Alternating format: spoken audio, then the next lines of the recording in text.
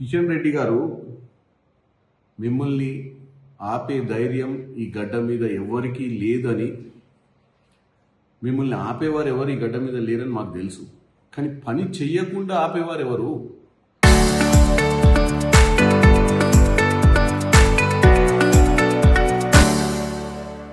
మిమ్మల్ని ఈ స్థాయికి తెచ్చినటువంటి తెలంగాణ ప్రజల కోసము మీరేదైనా చెయ్యాలంటే ఎవరు ఆపుతారు మిమ్మల్ని?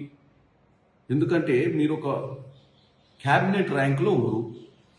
ఈరోజు మీరు పుట్టింది బీజేపీనే, చనిపోయేది బీజేపీలో అని మీరే అంటారు. పుట్టినప్పటి నుంచి మెట్టినప్పటికీ ఏదో ఒకటి చేయాలి కదా. ఒక సామాన్య కుటుంబం నుంచి మిమ్మల్ని తెలంగాణ ప్రజలు ఈ స్థాయికి తెచ్చిర్రు. మీరు ఏ పార్టీలో పుట్టిరు, ఏ పార్టీలో పోయేది అనేది సమాజానికి సంబంధం లేదు. మీరు ఏ పార్టీలో పుట్టినా, ఏ పార్టీలో పోయినా ఈ మధ్యన మీకు వచ్చే అధికారం ఇచ్చినటువంటి ప్రజల కోసం ఏం చేసిర్రు? ఈ తెలంగాణలో 10 సంవత్సరాలలో కేసీఆర్ దోచుకపోతుంటే ఢిల్లీలో కూర్చొని నిమ్మకు నీరెత్తినట్టు ఎందుకు? మీ మీద ఏం ప్రెజర్ ఉంది? ఇవాళ మిమ్మల్ని కాంగ్రెస్ పార్టీకి అడ్రస్ ఉందా, అడ్రస్ లేదా అనేది తెలంగాణ ప్రజలు చేసినటువంటి ఓటింగ్ వల్లనే ఈరోజు ముఖ్యమంత్రి అయ్యారు రేవంత్ రెడ్డి గారు.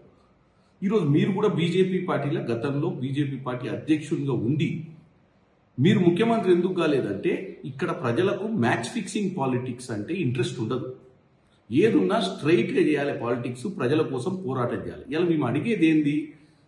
ఒడ్లు ఏదైతే ఈరోజు 66 లక్షల ఎకరాలలో సాగు నడిచింది, అత్యధిక దిగుబడి వచ్చింది కాబట్టి సెంట్రల్ గవర్నమెంట్ ఒడ్లు, మొక్కజొన్నలు అన్నీ ఏదైతే ఉత్పత్తి ఇక్కడ జరుగుతున్నటువంటి ఉత్పత్తిని ప్రభుత్వమే కొంటుంది కాబట్టి ప్రజల కోసము, రైతుల కోసము దాన్ని మీకు సహకరించమంటారు.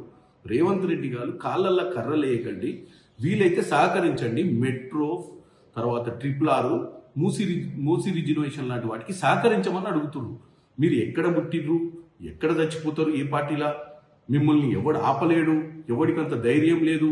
ఈ విషయాలు రేవంత్ రెడ్డి గారు మిమ్మల్ని ఛాలెంజ్ చేస్తలేడు. రేవంత్ రెడ్డి గారు డైరెక్ట్గా మీకు ఏం చెప్తుందంటే, ఒక సెంట్రల్ మినిస్టర్గా తెలంగాణ ప్రజలు మిమ్మల్ని ఈ స్థాయికి తీసుకొచ్చారు కాబట్టి ఒక చిన్న యూత్ ఏమంది బీజేవైఎం నుంచి అంటే భారతీయ జనతా పార్టీలో యువ విభాగం నుంచి ఈ స్థాయికి వచ్చింది కాబట్టి మీరు ప్రజల కోసం మంచి చేయాలని కోరుకుంటున్నాం.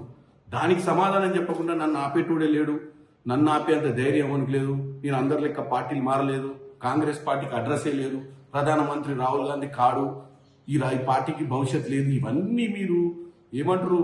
మీరు రానున్న రోజులలో జాతకాలు చెప్పమంటలేము, జరిగే దాని మీద చెప్పమని కోరుకుంటున్నాం కిషన్ రెడ్డి గారు.